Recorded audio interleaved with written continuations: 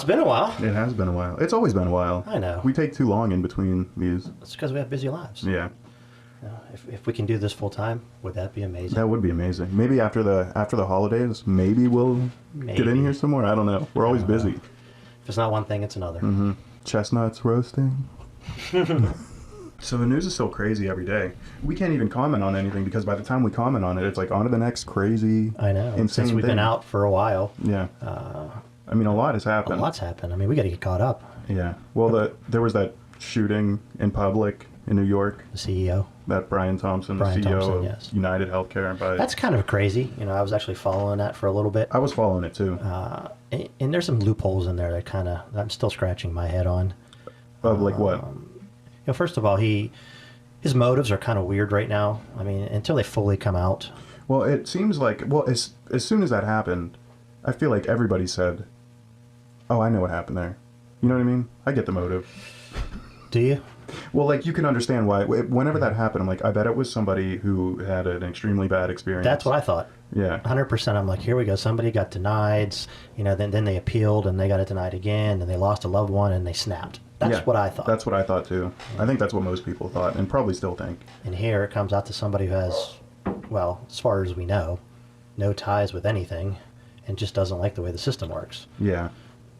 Well, I mean, so he had in his like manifesto or whatever, which like a 3-page at least manifesto. it's been attributed to him. It does say something about his mother's experience with healthcare, and then his own. He had to get back surgery, and he hasn't been the same since or whatever. So it does seem like that's what it is on the surface. But there's other stuff going on. Yeah, but it's not like it was dramatic like we thought. That's what I'm talking about. Like I thought there was like something that caused this person to snap. Like yeah, like they lost a loved one or a child because let's face it, healthcare is not the greatest thing in the world in this country. Yeah. They'll deny you for any reason whatsoever.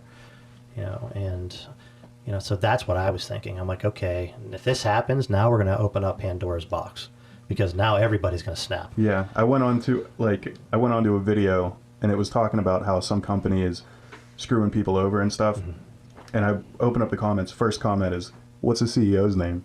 And I was like, "Oh shit, we're on this. This is what we're doing now." That's what I thought. I'm like, oh my gosh. I mean, because this is going to be like vigilantes all over. But another thing that kind of threw me off when I was reading that, that Brian is it Thompson or Thomas? Yeah, Thompson. He was in New York. He's not from New York. Mm-hmm. Yeah, he's from Minnesota. He was there for a convention. Mm-hmm. So obviously this guy had to have known that this guy was going to be there. Yeah. So somebody had to tip him off that he was going to be there. Right. So that's the whole part I keep going back to. I mean, he could have been like, stalking him online. I'm sure there are ways you can get that information. But I don't know. Like, I don't ever put online that, hey, I'm going to so-and-so convention this week. Right, yeah. And then maybe he did. Maybe he did. I didn't look into any of that. Well, another theory is that he was supposed to testify in some kind of insider trading, court case or something, and that this Luigi guy was just a patsy and somebody was hired to kill him so he wouldn't testify, but who knows? Who knows? There's not enough evidence The conspiracy theories will reign. Always, yeah. Yeah, that kind of threw caution to the wind when I just read that, that he literally went to New York. Because if he wanted to kill this man, he could have just went to, was it Minnesota? Yeah. He's from Wisconsin, right? I can't remember. Minnesota? I think it was Minnesota. I think Wisconsin was that other CEO. Yeah, I'm getting them both confused now. Yeah. He could have just went there and did it. So I don't know. Yeah, I don't know either. I always thought I thought that was a little bit of a, there needs to be more clarification on that one as to why did he go to New York to do it there and not somewhere else? And why did he just pick him? And that's true. I mean, there's so many. And if he was really distraught about the healthcare system, he could have just picked anybody. Mm-hmm. But it was definitely targeted. He was targeted. He targeted him. Yeah. What about that Wisconsin guy? That's what I'm thinking of. Is that Wisconsin? Is that the kayak guy? No, the Wisconsin. Where's the kayak guy? What kayak guy? The guy who made himself disappear. The guy who faked his death? Yes. Is he from Wisconsin? I think that was Wisconsin. What's going on in Wisconsin? I don't know. Michigan, Wisconsin, Minnesota. The Midwest is... What is going on up there? Falling apart. But yeah, that guy faked his death. And that's whenever I was talking to you about it, and Charity was like, that guy faked his death. And I'm like, Brian Thompson? He's faking it? I didn't know what she was talking about. And I was like, oh, there was another guy that faked his death like that we just found out about. So did he turn himself in? Eventually he turned himself in because he left a paper trail. And he left he faked his own death. So yes, what he did is he went up to, I can't remember the name of the county, but he went up to the lake with his kayak and made it look like he was fishing. He took his kayak out with his pole and his tackle, and he made it look like it capsized, and he drowned. But he had another inflatable boat with him, which took him back to shore. Genius. So he left everything there. Okay. Then he jumped his happy ass on a little electric bike and started driving like towards Milwaukee, Chicago, made his way all the way up to the Canadian border. Well, did it work? Like, did they think he was dead? Well, here's the crazy part. So he gets to the Canadian border, and all he has is his passport. Yeah. Because he left his ID in his wallet to make it look like he drowned in the lake. Yeah. Because that was his whole idea. He wanted to sell his own death. That was the whole thing.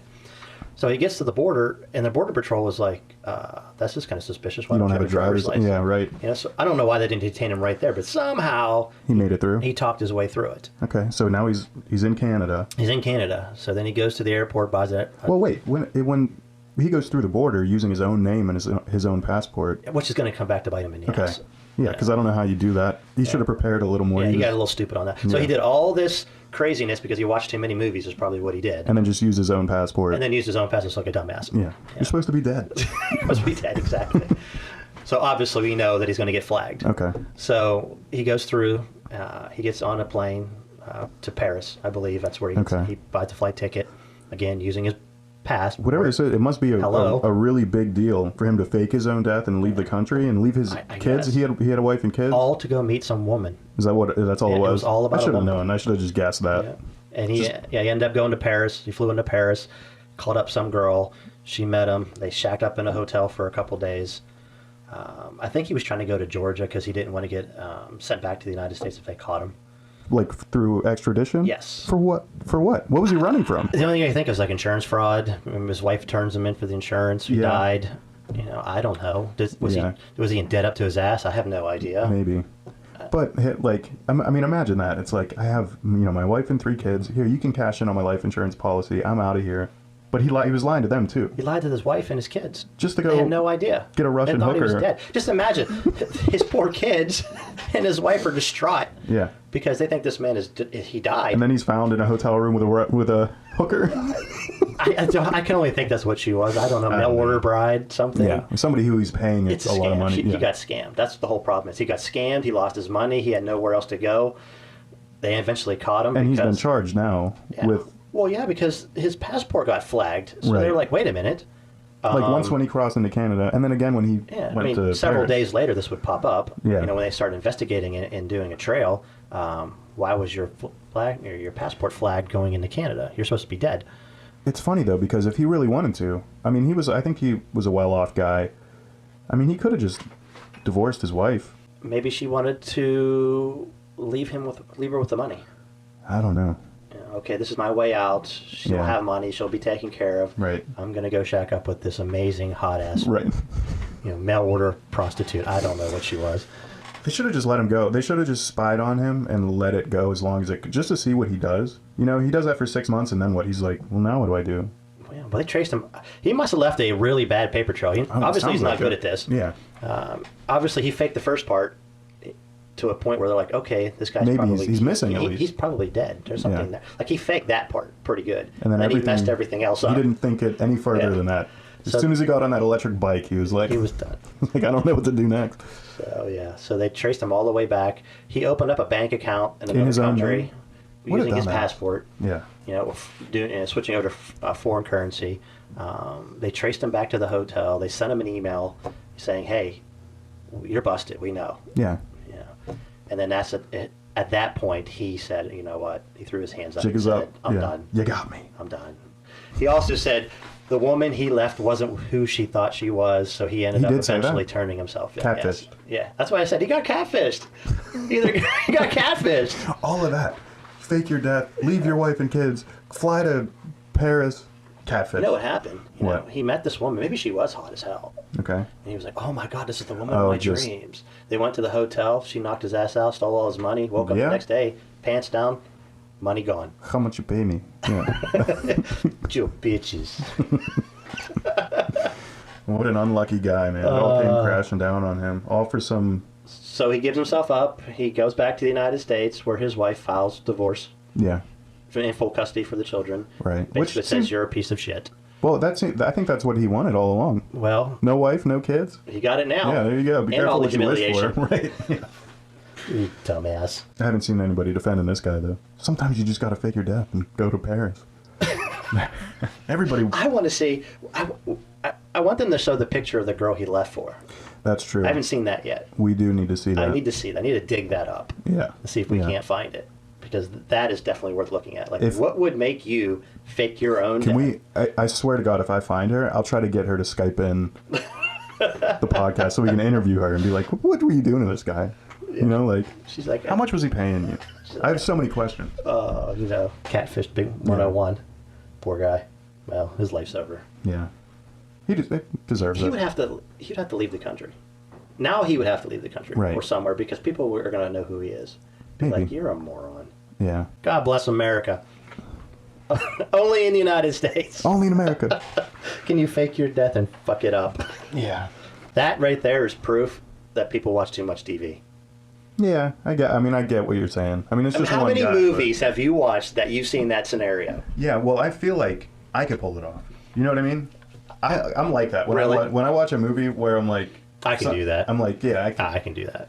You see where he messed up. Obviously, he used his own passport. Me, I would never. No. I know what I'm doing. I'm like, my whole thing is if I did that and I faked my own death, why the hell am I going to the border to show my passport? Yeah. It's not like you can't sneak into Canada. Yeah, you sneak into Canada, personally, I'd sneak into Mexico or something. I mean, you can easily just walk right across the border anywhere in Canada. Yeah. Go to a town. And then also, you have to have some kind of plan for... You could have gone on a boat. True, yeah. Not a plane. His little inflatable boat. Take it over to... I guarantee you could have stashed yourself on some cargo plane, or not cargo plane, but cargo boat, and went across there. You know, half those people you could have just paid off. You could have paid off some guy. Exactly. Here's a bunch of money. Don't say nothing. Let me get on your boat. Right. Yeah, there's a lot. See, we could do it. We're smart. We can do it. Where's that the Russian beach at? Yeah. You're like, tell me what he did again. What else is going on in the world? Well, what about them drones in Jersey? You hear about those? I've been hearing about it. I didn't dive into it because my thought was, that's just our government doing some shady shit. It's not aliens. I 100% agree with you. And I don't think it's another country. I don't think. It's not. Stop and think about that one. How can it be another country? Flying over a military installation. Like, that's going to happen. Yeah, like here's how much 0%. Here it is. 0% chance that's going to happen. Well, they're saying we don't know what it is. That, like... One of those guys, I could look it up if you want, but he came out and said, well, no, we're not aware. We're not familiar. We don't know where they came from. We don't know what they are. Sure. Right. Yeah.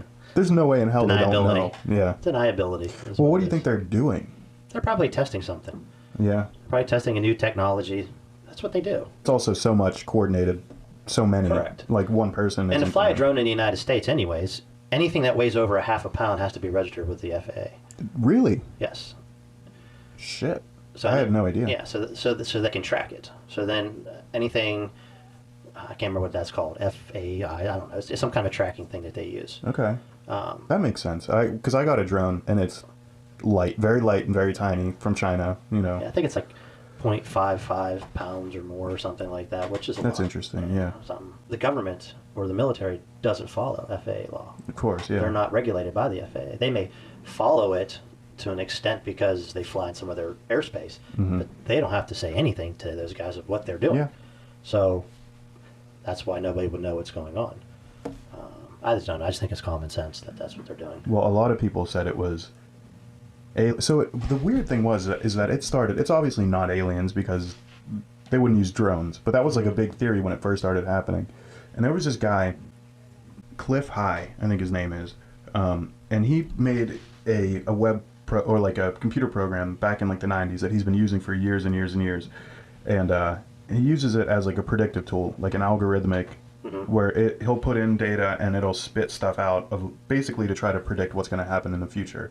And, there plenty of people have done that, but, and they're all like pretty much random. It seems like anyway, but he was able to interpret from the data that he got back in his program, like predictive linguistics, that if this event happens, and he got this in 2009, that if an event happens, there will be an alien invasion where UFOs will be fighting humans and each other. So, obviously, crazy.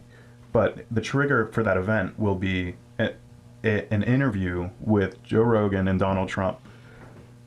And 39 days after that event, if that event happens, the alien invasion will happen. So, of course, like, the internet was freaking out about it. Like, was this prediction accurate? And I emailed the guy, because I couldn't find a source on, like, what, but I emailed that Cliff High guy, and I was like, can you just confirm if this is true? Like, did you really predict it? Can you provide me, like, some kind of evidence that it happened? And he said, yes, it really happened, and he gave me a couple links, but there was no original source of, like, proving that in 2009 that that's what he was able to predict, which I think, I mean, that's the kind of thing where it spits out data at you, and you can kind of interpret it any way you want. So obviously he's going to, like, be like, oh, this could be, you know, it's like a prophecy where you're like, you can, we're talking about in Nostradamus. Yeah, you can interpret it any way you want. So that's what it is basically. But it's still, it was cool. And I was like, there's maybe a 0.001% chance that that thing is accurate, but it's fun to think about, because then when the alien things, people started saying, oh, the drones, they're aliens, I was like, man, it was like on the same day that that prediction thing, I was like, what if it's real? It's obviously not. You know, they actually took a picture of something and blew it up. It looks like a helicopter to me. Yeah, you think so? I mean, I'm looking at the shape of it, and I'm like, man, if that's not a helicopter, I don't know what the hell is. The one that I saw was definitely a drone, but there's been so many, you know. I don't think what a lot of people understand is that the military is 15, 20 years ahead of modern technology. I feel like most people understand that. I don't think they do. They are, and you'll hear stories from people about the stuff that they, like, they'll talk about stuff they had in the 80s that I'm like, holy shit, we barely have that now. You know, like, just weird things like retinal scans and stuff, which... like stealth technology and all that stuff was coming out in the 60s. Yeah. You know, and everybody's like, oh, yeah, stealth technology. Yeah, that was like back in the 60s, right? And then, yeah, we just found out about it. But what's funny is a lot of those, like, science fiction movies or spy movies and stuff, I'm wondering if they had a source in, like, because you know the CIA has a Hollywood budget. Like, they have a budget to put towards movies and stuff, and they have Hollywood consultants. So, like, if somebody wants to make a spy movie, they'll get involved. And I wonder if they can, like, if they push certain narratives and information of, like, because you'll hear about technologies in a James Bond movie that we didn't know existed then, but it turns out it did. And nobody knew about it. So I'm wondering how the guy that made the movie, how do they know about it? Exactly. You know? I always like when they make, if you look at old science fiction movies, and like that stuff happens now.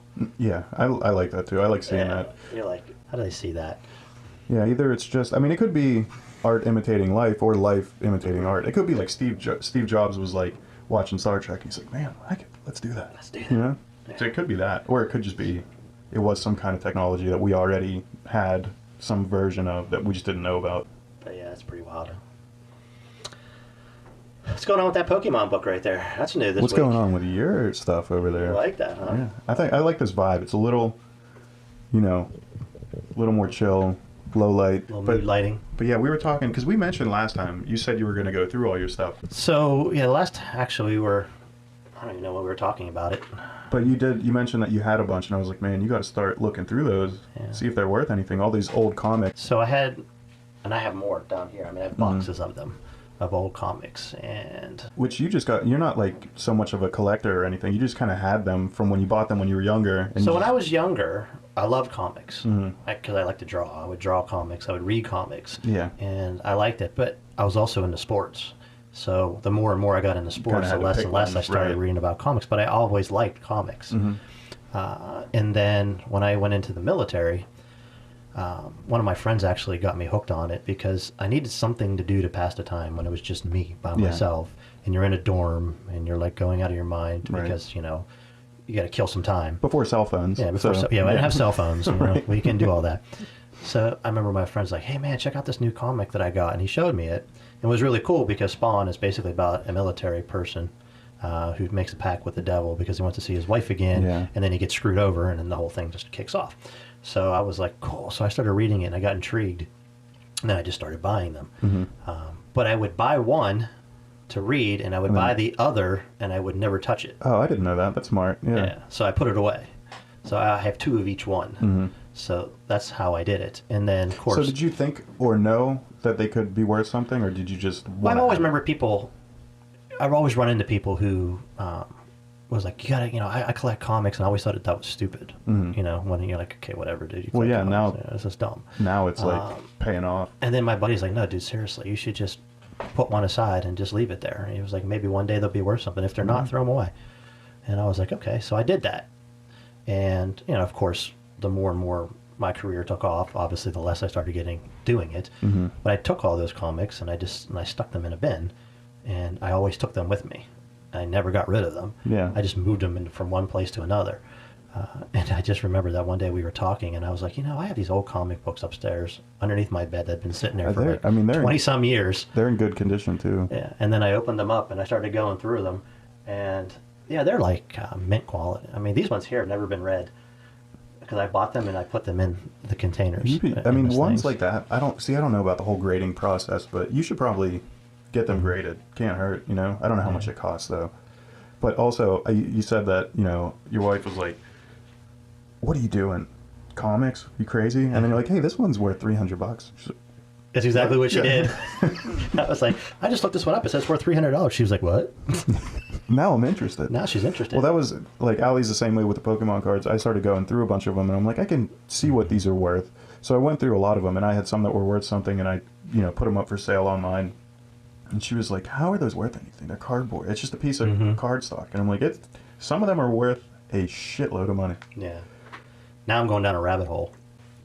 I have different versions of comic books. Not just Well, yeah, this. they have the alternate covers and the special edition stuff. I have Spawn. I got G.I. Joe. I also have the Amazing Spider-Man.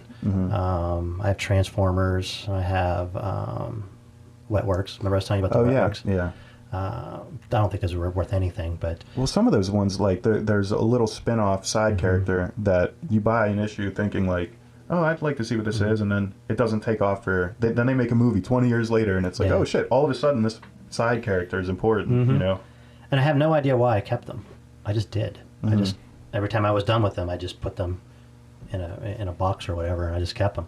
It was kind of weird. Like, I never threw them away, or I never trashed them. I mean, Christ, look at some of these ones. Like, this is from '85. I mean, wow.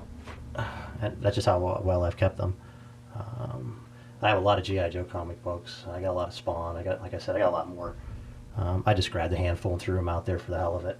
And those aren't even the most expensive ones. That's why I didn't put the most expensive ones out. Oh, yeah. I didn't want them to fall. Yeah, true. Or anything. But, like, for example, like, that one's worth like $200. That one's worth like $100, another $100. That one's like $150. This one's around $80, $50, $70, somewhere around there. Damn, and that's like without knowing, I guess, in good condition. I just do middle grade because I don't know what they are. Take the I don't know if they go high or low. Right. Obviously, if they grade higher, they're worth more. But that's when I started getting into. I started going down this rabbit hole, and then I was like talking to this one person who's like a comic nerd, and he was like, "Dude, let me see these pictures." And I showed him. He's like, "Oh my God, you have that?" I was like, "I've had it for 30-some years." Yeah, that's cool. I got like these here. These are all the cards from whenever I was a kid. Like, they're all the original when Pokemon first came out. So they're worth something now. But I was a kid, so I didn't take care of them. So none of them are in like mint condition. But I still have them, So that's nice. But there's like a big difference between PSA 5 and a PSA 10. There's can be $2,000 worth of difference there. It could be worth nothing or a lot. And all of mine are like not great condition. Well, I was looking at that even with the comic books. I was looking at the grading system, like a 9.2, a 9.4, a 9.6, a 9.8. Just how much money that jumps between just those slight variances. And I'm just like, holy crap.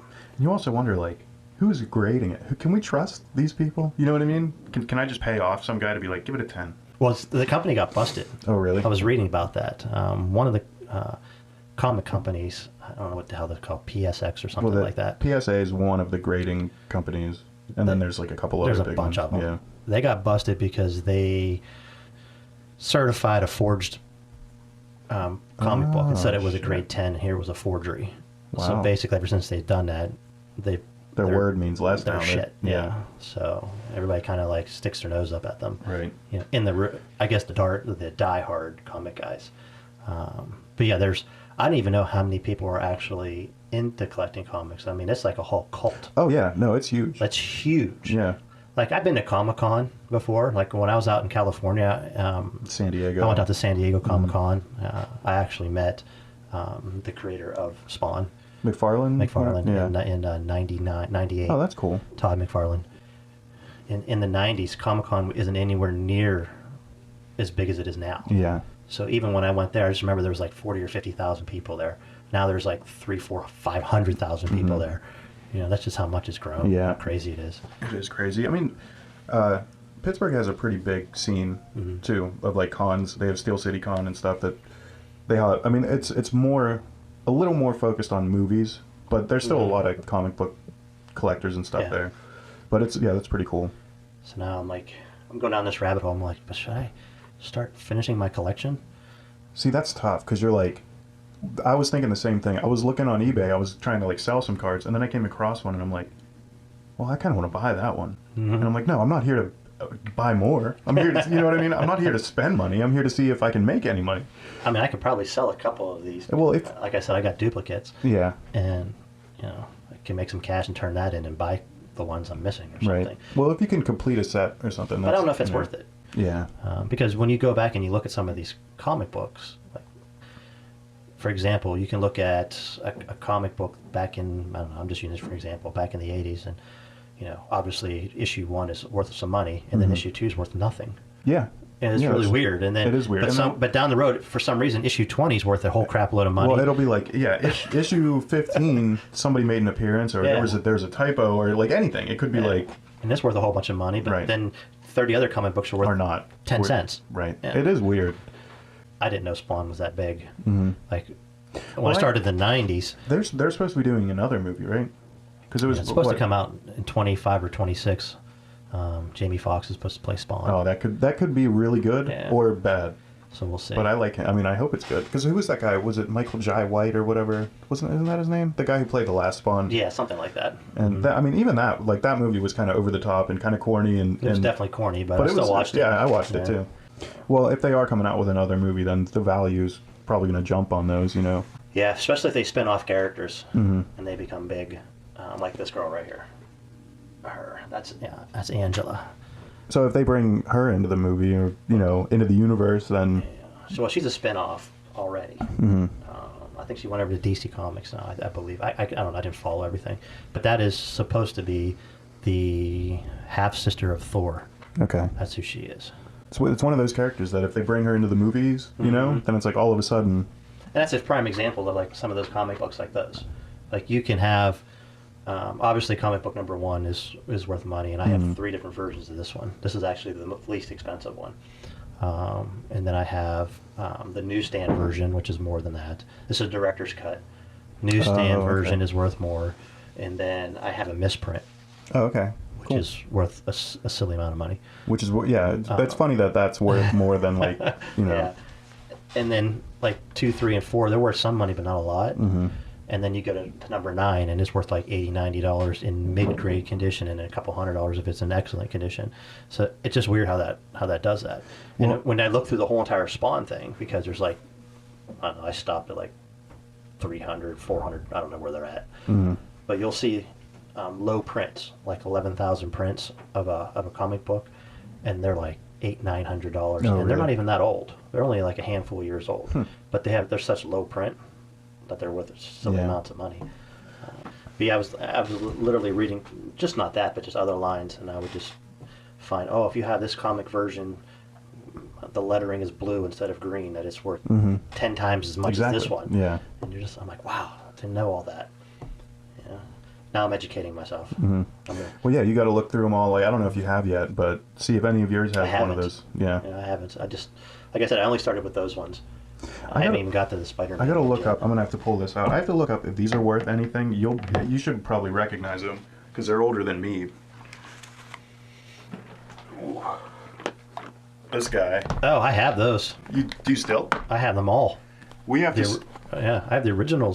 We should put our. What are you doing?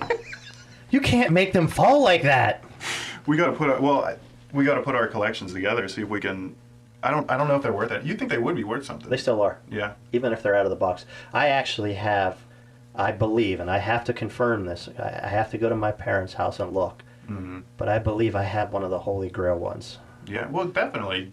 See, Yeah, you'll find because that. it was the little was it Jawa. Jawa? Mhm. But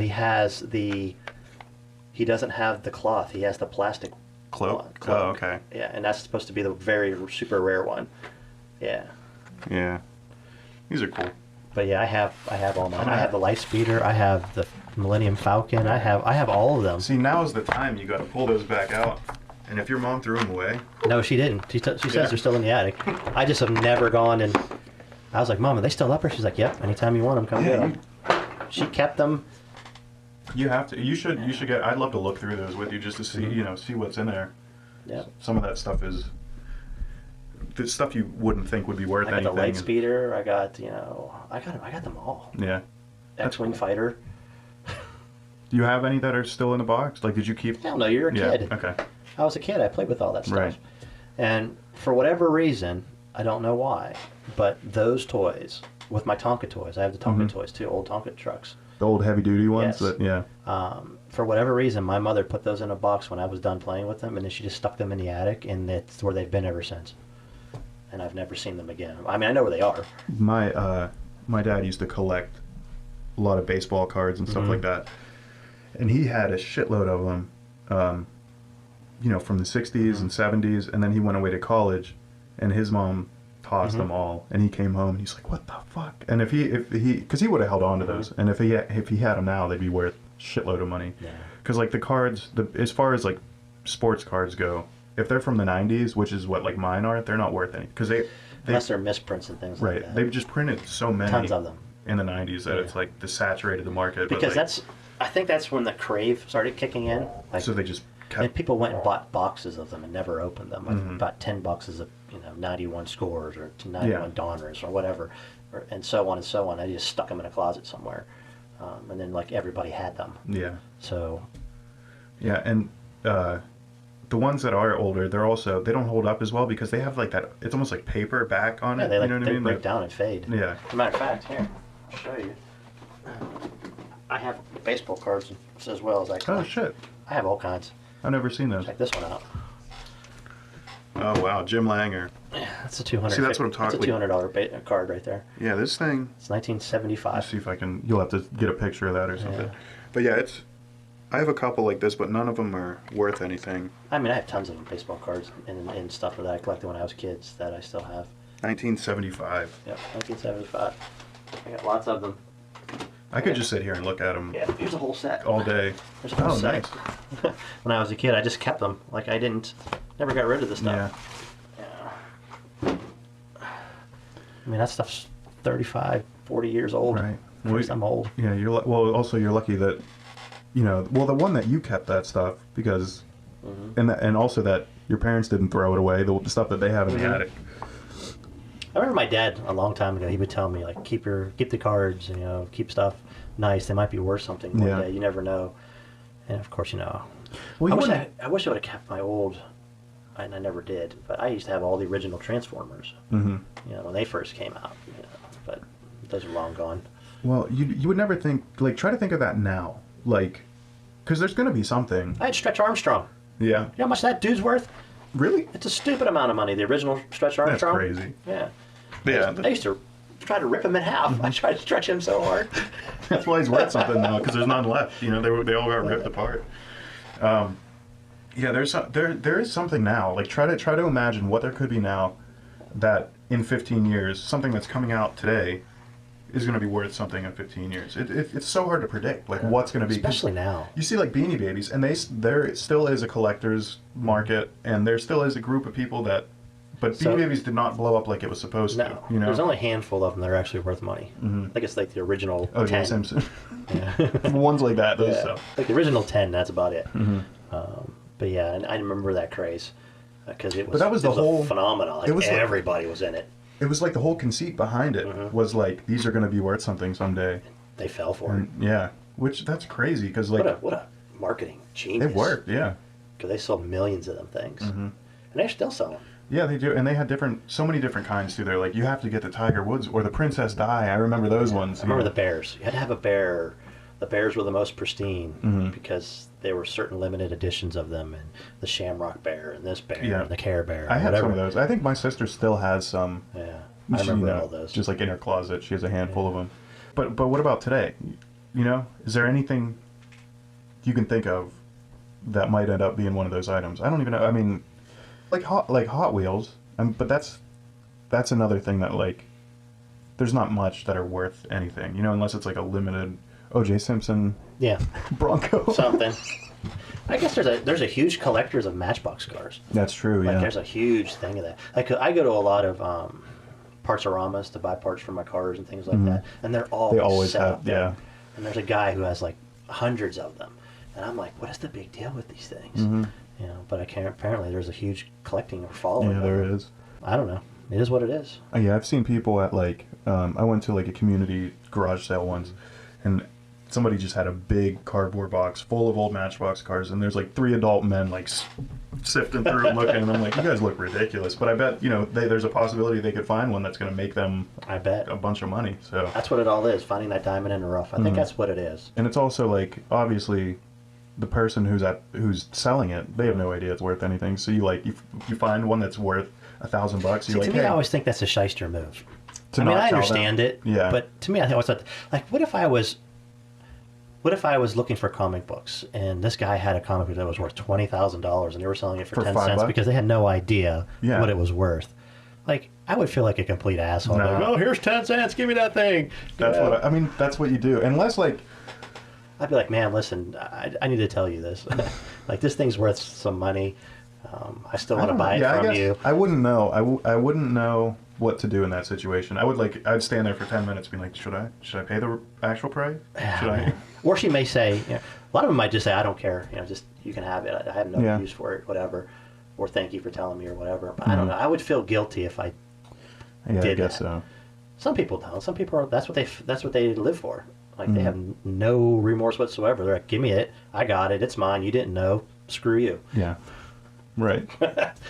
In case anybody's wondering what this is, that's called our hot sauce challenge that we plan on doing in the next episode. Yeah. It's going to be called the hot shot challenge. Hot shots. Hot shots. I like hot shots. Hot shots. So explain it. So basically what we're going to do is we're going to go through the levels of hot sauce to see how much we can do.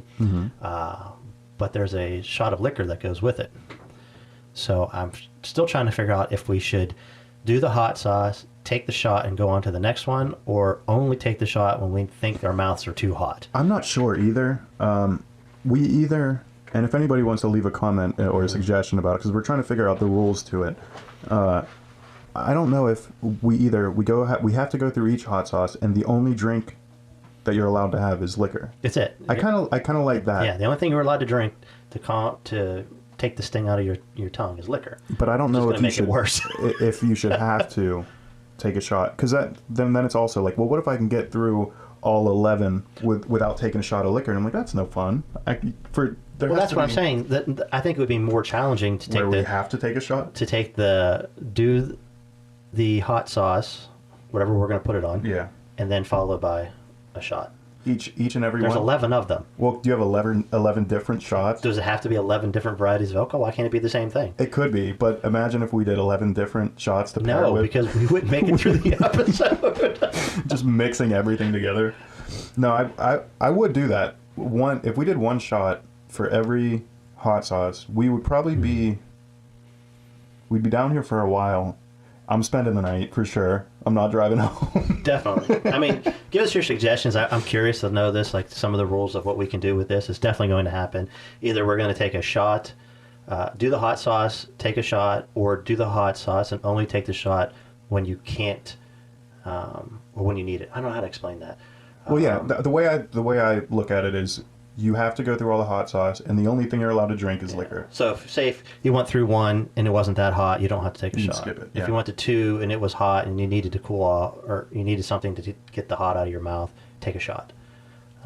I think, honestly, for it to be a real I think a shot after every one. challenge, yeah. I also feel like we should try to get somebody else in on it. But I don't know anybody who would think that's funny or want to do it. You know what I mean? I mean, that's why it would be called the Hot Shot Challenge.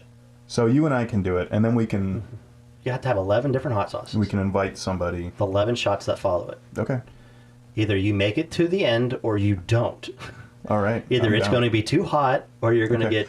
And can we do... Or the first one that pukes, you're out. That's true, yeah. That's Those are your disqualifying. rules. You're automatically disqualified if you puke. Or if you can't finish. Or you can't finish. Or if you pass out. Yeah. If you puke or pass out, you're done. Okay. Automatic disqualification. This is going to be tough. What happens if you tap out?